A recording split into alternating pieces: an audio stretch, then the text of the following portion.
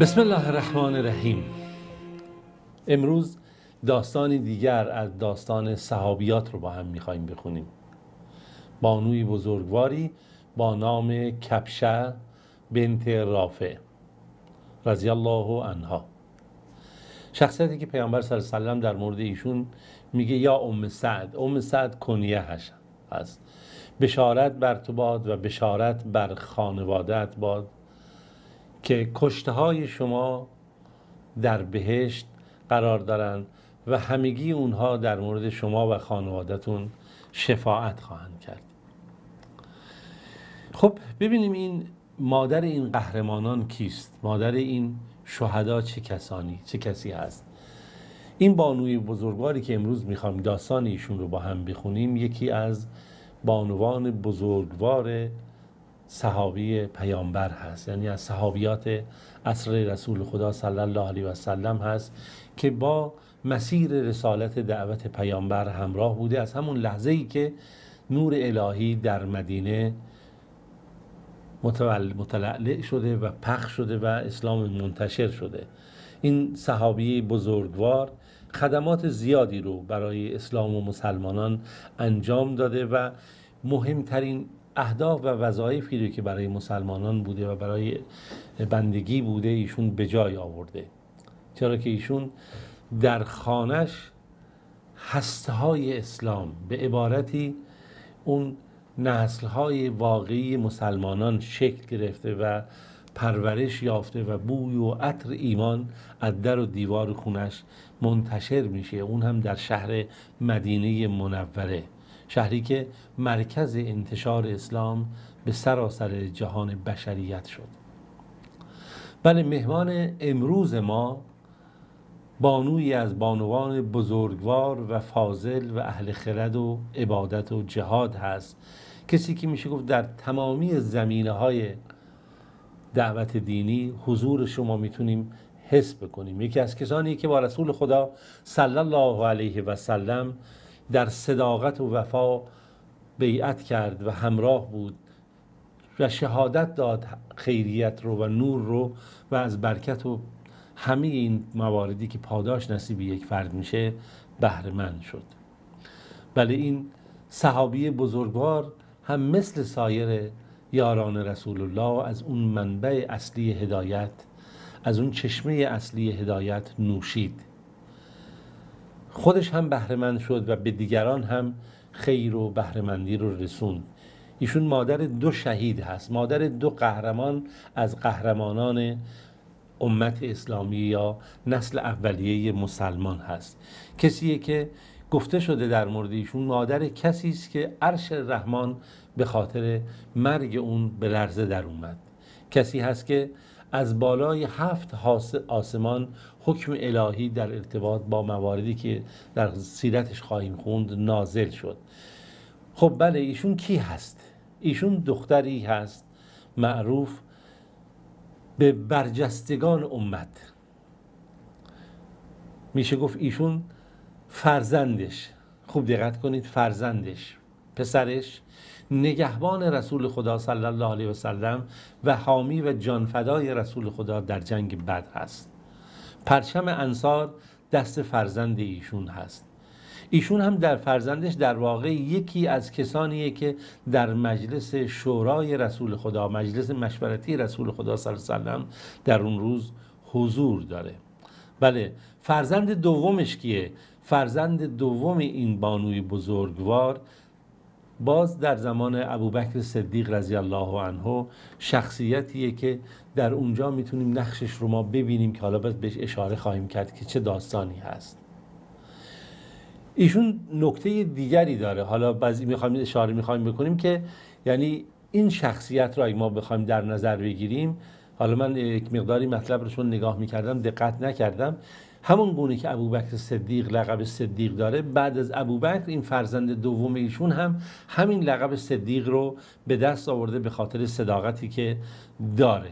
ایشون شخصیتیه که پیامبر خدا صلی الله علیه و سلم در غزوه بواد ایشون رو جانشین خودش کرد در مدینه. حالا شما تصور بکنید که چی ما میخوایم این بانوی بزرگوار رو بشناسیم، ببینیم بانو کی هست، دارای چه منزلت و مقامی هست. بله ایشون کبشه بنت رافع و که رافع پسر معاویه ابن عبید ابن عبدالابجر انصاری خدری هست که معروف ایشون هست به ام سعد ابن معاذ اشهلی، معروف به ام سعد ابن معاذ الاشهلی هست. بله ام سعد یا این کبشه همسر معاذ ابن نعمان هست، همسر معاذ ابن نعمان از قبیله عبد اشهل هست و برای این برای معاذ ابن نعمان ایشون فرزندی به دنیا آورده، 2 فرزند، یکی سعد ابن معاذ و دیگری عمرو ابن معاذ و 2 تا فرزند دیگه هم داره و چند فرزند دیگه به نام ایاس و اوس و اغرب و همینجوری ام حزام که اسم دیگه یک دخترانش هست. یعنی در واقع ما بخوایم حساب بکنیم ایشون مجموعاً حدود 6 فرزند برای این معاذ به دنیا آورده، اما سعد رو و عمرو رو داشته باشید از فرزندانش.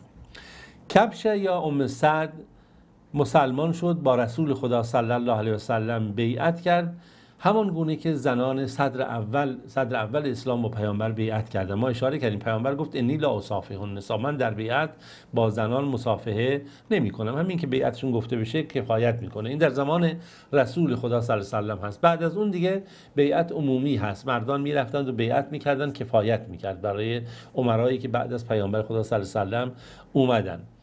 بله ایشون هم در همون ابتدای هدایت و نور ایمان که در مدینه اومد اسلام را آورد و اسلام رو پذیرفت و با پذیرش این اسلام بالاخره در خانواده‌اش هم رشد پیدا کرد. ببینید نحوهی که ایشون مسلمان شده چگونه هست.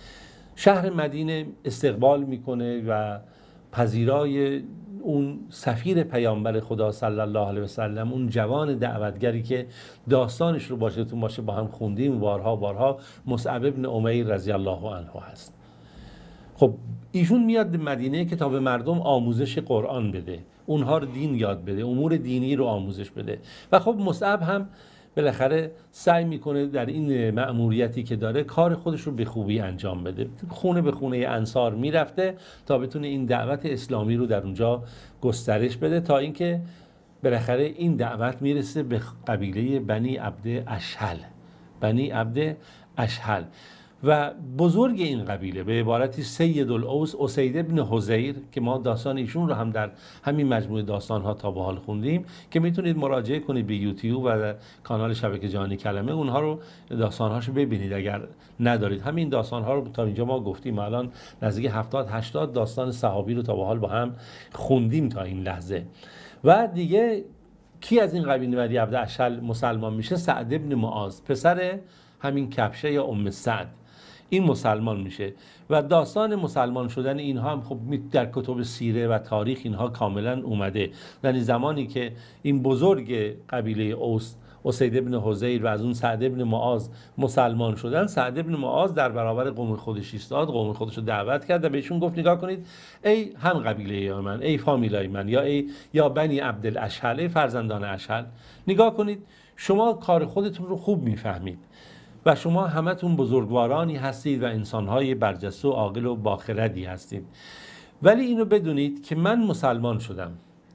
اسلامم دارای یک چنین حقیقتی است. اگر شما از این حقیقت بخواید رویگردانی بکنید و در برابر حقیقت بایستید، در برابر پاکدامنی و صداقت بایستید، بدونید که بر من حرام خواهد بود که بعد از این من بخوام با شما کلامی صحبت بکنم یا ارتباطی داشته باشم، مگر اینکه شما حقیقت رو بفهمید و بالاخره به اون حقیقت روی بیارید.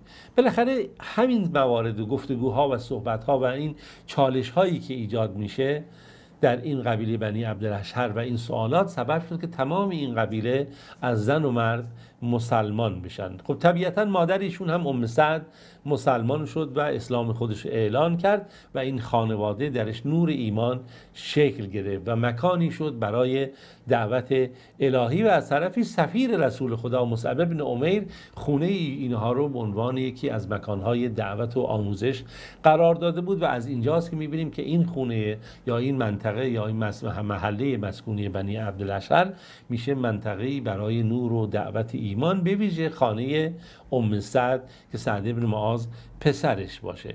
ابن جوزی رحمت الله علیه میگه که اولین خونه‌ای که از خونه‌های انصار از قبیله بنی عبدالاشهل مسلمان شد خانه ام سعد بود و واقعا جای خیلی شگفتی و عظمت داره که یک چنین ارزشی رو ما در این خانواده میبینیم. از اون لحظه ای که ام سعد ایمان میاره و از اون لحظه ای که خانه ایشون خانه ایمان میشه، ایشون یکی از بانوان بزرگ و شناخته شده جهان اسلام هست که ما میتونیم آثار خیر و نیکی ایشون رو در تاریخ ببینیم.